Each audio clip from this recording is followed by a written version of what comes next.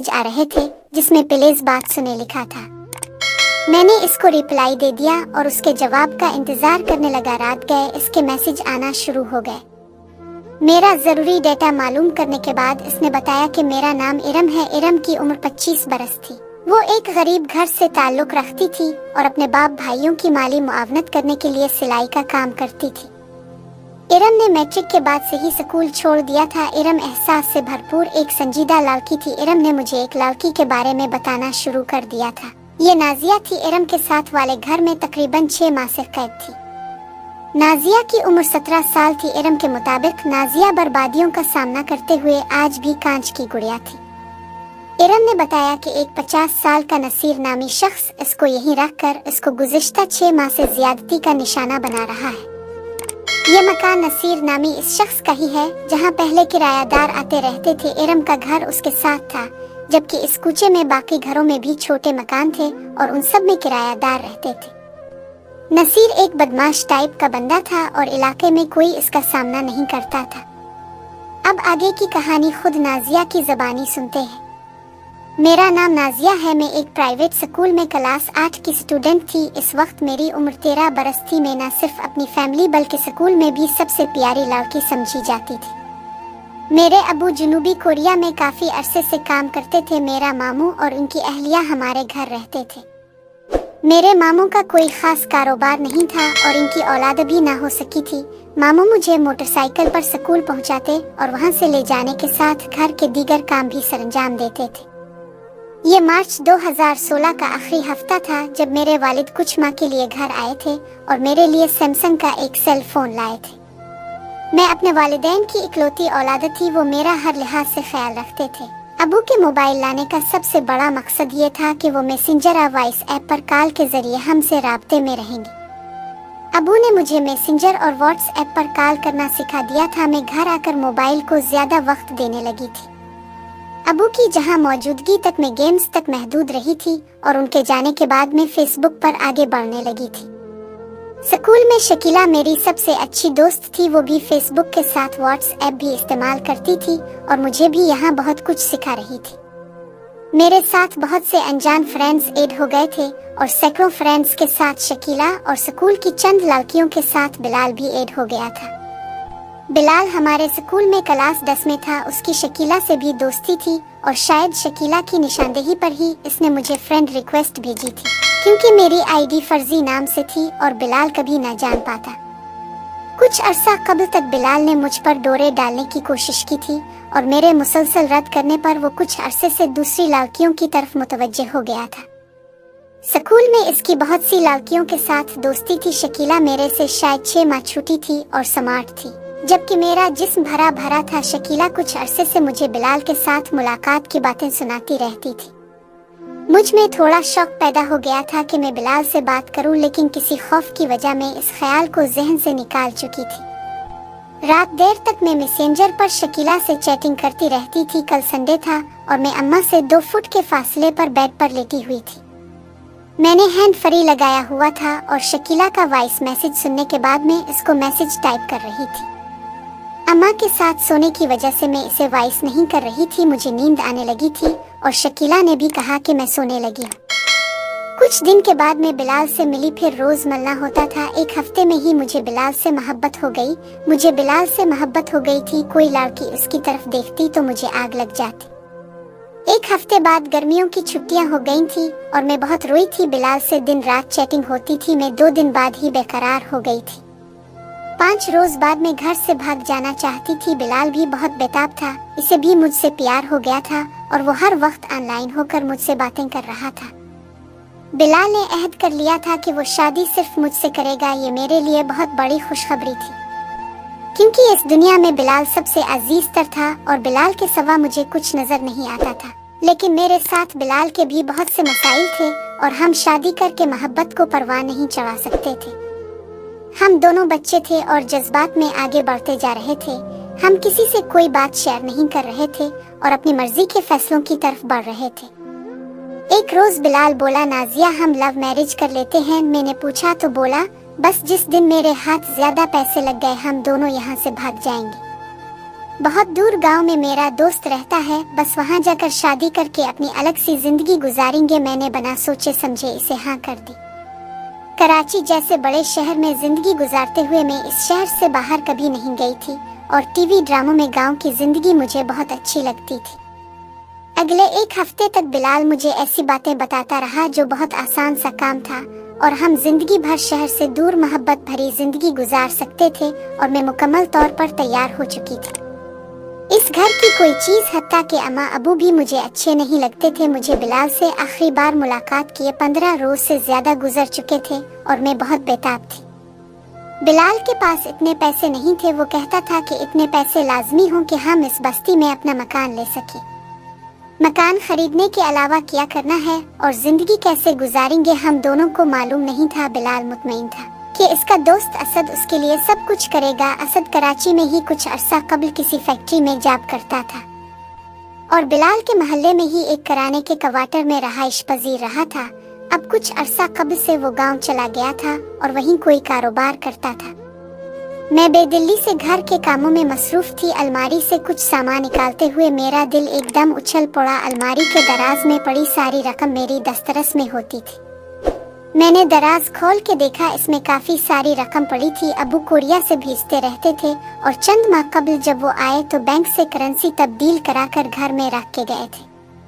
मैं बहुत मुतमईन हो गई और अलमारी को बंद करते बेडरूम में आ गई थी। मैं सोफे पर बैठी काफी देर सोचती रही, फिर मुतमईन हो गई कि मैं अपने माँ बाप की इकलौती औलाद हूँ और मैं इस रकम को अपनी खुशियों पर खर्च कर सकती हूँ। बिलाल भी तो मेरी मोहब्बत में इतना कुछ कर रहा था। मैंने मोबाइल उठाकर डेटा ऑन किया तो बिलाल का मैसेज फुट से सामने आ गया। जानो, मैंने घर से 1 लाख रुपए चुरा लिए हैं, बस कुछ और हाथ मार लूं तो अपना सफर शुरू हो जाएगा। मैंने फौरन इसे मैसेज किया कि मजीद कितने चाहिए पैसे। बोला 5 लाख तक मकान मिल जाएगा गांव में। मैंने कहा बस अब तैयारी करो, पैसे हैं मेरे पास। अगले रोज अम्मा मामू के साथ डॉक्टर के पास चली गई। मैंने बिलाल को कॉल कर ली कि बस आ जाओ। मेरी मुमानी सो रही थी। मैंने अलमारी से 5000 के नोटों वाली गद्दी के साथ कुछ और पैसे भी उठा लिए और अम्मा का सारा जेवर एक ब्लू कलर के शापर में डाले और छोटे हैंड बैग में, जिसमें मेरे 3 सूट रखे हुए थे, इसी में डालकर बिलाल का इंतजार करने लगी। बिलाल की कॉल आ गई थी कि मैं टैक्सी पर हूँ और 5 मिनट में पहुँच रहा। अब गिल्ली की नुक्कड़ पर पहुँचो। मैंने मोबाइल को ऑफ करके अम्मा के तकिया के नीचे रखा और मुमानी के कमरे का दरवाजा खोलकर तसल्ली की और स्किन कलर के चादर लपेटकर हैंड बैग उठाकर घर से बाहर आ गई। मैं गिल्ली के नुक्कड़ की तरफ बढ़ रही थी कि एक टैक्सी रुकी और बिलाल ने जल्दी आने का इशारा दिया। मैं उसके साथ बैक सीट पर बैठ गई। सोहराबगोट के एक बस टर्मिनल में बिलाल एक बस के सामने लगा रहीम यार खान का बोर्ड देखकर रुक गया। टिकट खरीदी और हम दोनों एक सीट पर बैठ गए। दिन के 3 बजे गाड़ी वहां से निकल पड़ी थी। शहर से निकलने के बाद के नज़ारे मेरे लिए सहर अंगेज थे।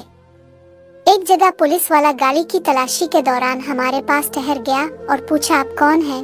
बिलाल ने एतमाद से कहा कि ये मेरी बीवी है और हम रहीम यार खान मामू के घर जा रहे हैं। पुलिसमैन बिलाल का स्टूडेंट कार्ड देखने के बाद चला गया और हम मुतमईन हो गए। बिलाल अपने दोस्त से मुसलसल राब्ते में था। बिलाल के पास नया मोबाइल फोन देखकर मैंने पूछा तो इसने बताया ये कुछ दिन पहले लिया है और उसकी सिम भी इसी दोस्त के नाम पर है और दोस्त से इस नंबर से बात करता है। अपना मोबाइल बंद करके छुपा दिया है। मैं भी अपने मोबाइल से बिलाल की चैटिंग डिलीट करके और बाकी चीजें जो मेरी समझ में आती थी डिलीट करके मोबाइल अम्मा के तकिया के नीचे छुपा आई। हम मुख्तलिफ शहरों से गुजरते आगे बढ़ रहे थे। शाम के साए गहरे होने लगे थे। मैंने बिलाल से पूछा तो इसने अपने दोस्त को कॉल मिला ली और उससे बात करके अपनी बताने लगा। फिर कॉल करके बोला हमें और आगे जाना है। रात के किसी पहर हम गाड़ी से उतर चुके थे। इस मेन रोड से एक कच्चा रास्ता बाईं जानिब जा रहा था जहां एक साइन बोर्ड लगा था, लेकिन अंधेरे की वजह से इस पर कुछ पढ़ना मुमकिन नहीं था। एक आदमी अपने मुंह पर कपड़ा लपेटे बैठा था। इसने बिलाल से रस्मी कलमात अदा किए और हम दोनों से हाथ मिलाकर अपने पीछे बैठने को कहा। हम दोनों उसके पीछे बैठ गए। हम 10 मिनट में एक अलग थलग कच्चे मकान के सामने रुक चुके थे। यहाँ से कुछ फासले पर मध्यम से लाइट्स देख रही थी। शायद ये कोई बस्ती थी। मकान में एक कच्चा कमरा और उसके एक कोने में बाथरूम बना हुआ था और दूसरे कोने में एक बड़ा दरख्त था जहाँ गर्मी बहुत ज्यादा थी। 2 चारपाइयां सहन में बिछी हुई थी और एक पंखे के साथ बैटरी लगी हुई थी। इस आदमी ने बैटरी से तारें जोड़ दें और पंखे के साथ एक लाइट भी रोशन हो गई। बिलाल का दोस्त 6.5 फुट का 40 साल का सख्त किस्म का मर्द था। इसका रंग सियाह था और बड़ी बड़ी मूछें रखी हुई थी। रोशनी में इसे देखकर मुझे इससे बहुत डर लग रहा था। वो हमारे साथ बैठते हुए मेरी तरफ देखकर बोला, बिलाल ये तो बहुत छोटी है, कितनी उम्र है इसकी? बिलाल ने बोला, असद ये 14 साल की है। वो मुझे गौर से देखते हुए बोला, कोर्ट मैरिज नहीं हो सकती, अब दोनों की उम्र कम है, बहरहाल कोई और रास्ता निकालते हैं। इसने टिफिन हमारे सामने खोल दी और बोला, खाना खाओ। हमने कुछ खाना खा लिया। असद ने पूछा, मकान का क्या करोगे? मैंने कहा, हम अपना मकान लेंगे। बिलाल ने मेरे और अपने पैसे असद को दे दिए और साथ जेवर भी। मैं सारा जेवर उठा कर लाई थी। ये पता नहीं कितना था। कभी अम्मा से किसी के साथ बात करते हुए सुना था कि मैंने अपना 10 तोले सोना अपनी बेटी के लिए रखा है। असद बोला, यार तूने लड़की बहुत प्यारी चुन ली है, इस जैसी मैंने आज तक नहीं देखी। कुछ देर बातें करने के बाद असद जाने लगा। इसने शापर उठा लिया था। बोला, अब कुंडी लगा कर सो जाओ और बेफिक्र हो जाओ, यहाँ कोई नहीं आता। और बिलाल, कल से आप एक फर्नीचर शॉप पर काम के लिए जाओगे, मैंने बात कर ली है। पहले आपका रोजगार भी सेट कर ले, साथ में कोई मकान ढूंढ लेता हूँ, फिर किसी मौलवी को वही बुलाकर आपका निकाह पढ़ लेंगे। 8 बजे असद आ गया था। वो नाश्ता साथ लाया था। बिलाल भी नहा कर आ गया था। असद की निगाहें मुझे अपने वजूद पर चुभती महसूस हो रही थी। नाश्ता करने के बाद असद ने मुझे कहा कि बिलाल को मैं काम पर लेके जा रहा ताकि आपके मामलात जल्दी सेट हो जाए। आपने इतना बड़ा काम कर लिया, अब वापस भी नहीं जा सकते कि तुम दोनों को मार डालेंगे और नई जिंदगी के लिए थोड़ी मेहनत करनी पड़ती है। मेरे साथ बिलाल भी खामोश रहा और कुछ गमज़दा था। फिर असद बिलाल को साथ लेकर चला गया और इस लकड़ी के छोटे गेट के आगे ताला लगा गया। मैं इस बड़े दरख्त के नीचे चारपाई पर बैठी बहुत कुछ सोच रही थी, लेकिन क्या सोच रही मुझे याद नहीं। कोई 1 घंटे बाद घर का दरवाजा खुला और असद मोटरसाइकिल समेत अंदर आ गया। इसने मेन दरवाजे को बंद कर दिया और संजीदा चेहरे के साथ मेरे पास आकर बैठ गया। बोला, परेशान तो नहीं हो? मैंने मुस्कुराने की कोशिश के साथ कहा, नहीं अंकल। बोला, ओ अंकल नहीं हो, मैं बिलाल मेरा दोस्त है और अब भी मेरी दोस्त हो। मैंने बिलाल का पूछा तो बोला, वो अब काम करेगा। अपने एक बच्चे पर इतना बड़ा एतमाद करके गलती की है, बहरहाल अब आपके पास दूसरा रास्ता नहीं है।